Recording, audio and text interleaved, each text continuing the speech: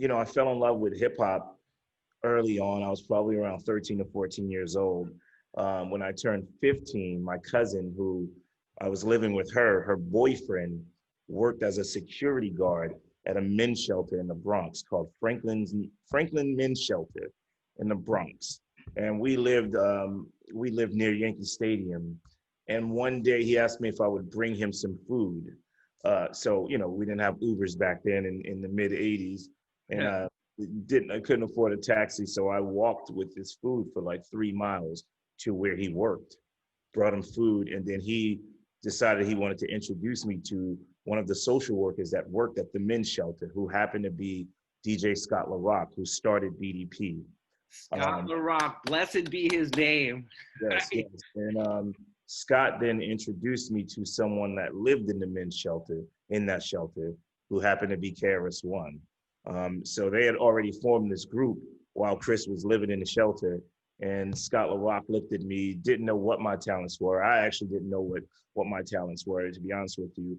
Um, but he looked at me and said, "Hey, I want you to be a part of my group. You just have this look. I want you to be in the group." So this was like, late 85, early 86, because South Bronx came out in 86. So yes, that was around the time.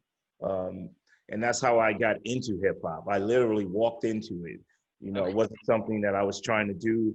It's like everything in my career has happened this way. And the one thing before Scott passed away that he said to me, which is why I live my life the way that I do now. I started to complain that I wasn't like emceeing on any of the BDP records.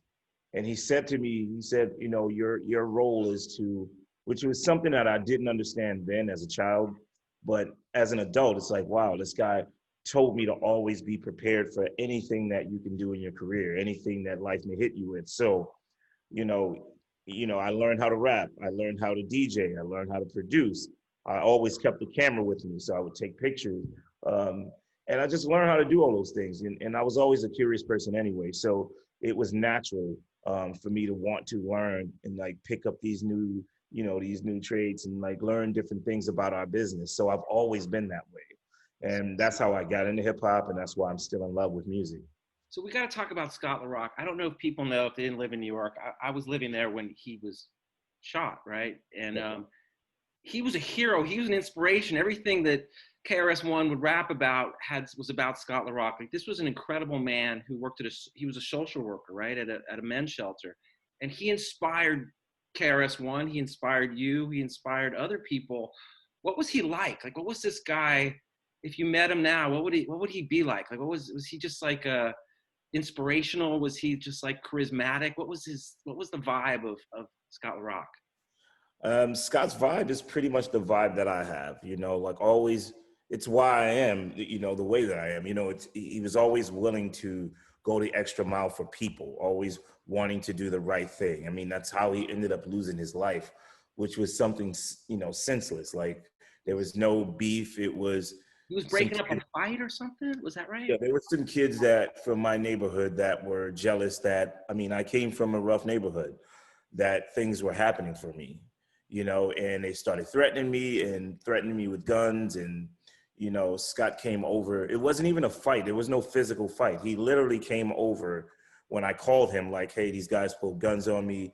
They were all like literally just jealous that, we were doing our thing. So the way Scott wanted to handle it was, hey, we need to go and talk to them because we are, the way we used to speak back then, things are blowing up for us now and we don't need that kind of energy. So let's just go find them, talk to them, find out what the issue is and, be done with it. So we can always be straight. And unfortunately, not everyone thinks that way, like to some kids, if they are used to, you know, people retaliating, that's the way they handled it. It wasn't about retaliation for us. It was about just going and settle. Like, I didn't even know them, like still to this day, they could be walking down the street and I wouldn't know who they are, but it was Scott's mission to always find peace, in any situation. And, those are the lessons that I've learned along the way in my own life, is to be that Scott LaRock for someone else, the way he was for me. So, I mean, really, in a way, you've been channeling his positivity and Always. constructive and like, you know, he was a very peaceful. There should be statues to Scott LaRock. People don't know, but he was the guy. Like, you know, I just know from KRS-One always rapping about him, and you know, and KRS-One was doing positive raps way back when, and You Must Learn, and you know, the history of the world and stuff that he was, you know, spending times in libraries and literally dropping knowledge in a way we don't see very much today or anywhere. And it was just such an you know, a unique and early, super early. You were, I mean, I just saw this. So I was watching a little video of you, and you were at your wherever you grew up in the Bronx. Actually, I wrote down the number somewhere. It was 957 Woody Crest or something. Woody Crest Avenue. Yes, that's 34A was your apartment, and 4A. That's so crazy. and Yes, you were yes. talking about, you were like, all of a sudden you heard the South Bronx, South Bronx, the South Bronx, the South, which was ubiquitous. You would hear that everywhere in New York City then. And you were 15 years old, and you said your cousin called out the window, "Hey, D.Nice, you're on the radio," or something Yes. like that.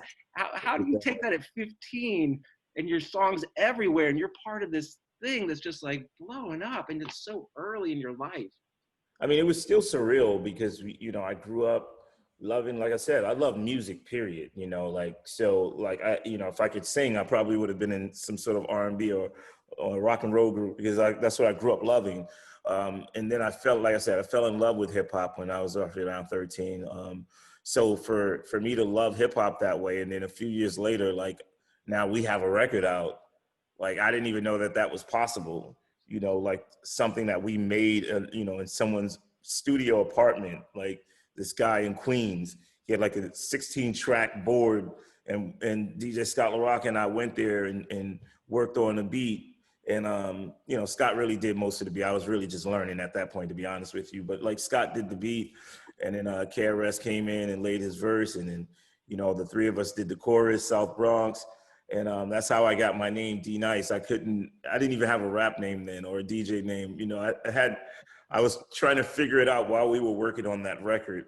You know, KRS had this cool name, KRS-One, because he was, you know, he used to tag, you know, so that was, most graffiti artists would use like one, cast one, and like all of these ones at the end. So KRS was KRS-One, you know, Scott LaRock, you know, he had his name, his DJ name, and I was still Derek. So I was like, all right, I'm going to call myself. In the 80s, everyone was Ice. You know, everyone was like Vanilla Ice and Mixed Master Ice. And I was like, you know what? I'll just be D-Ice. And then he accidentally called me D.Nice while he was recording the end of South Bronx. And I was like, you know what? I'll just be D.Nice. Literally, that's it. Like, there's no big story behind it. It's a very 80s hip hop name, but it kind of works for me right now.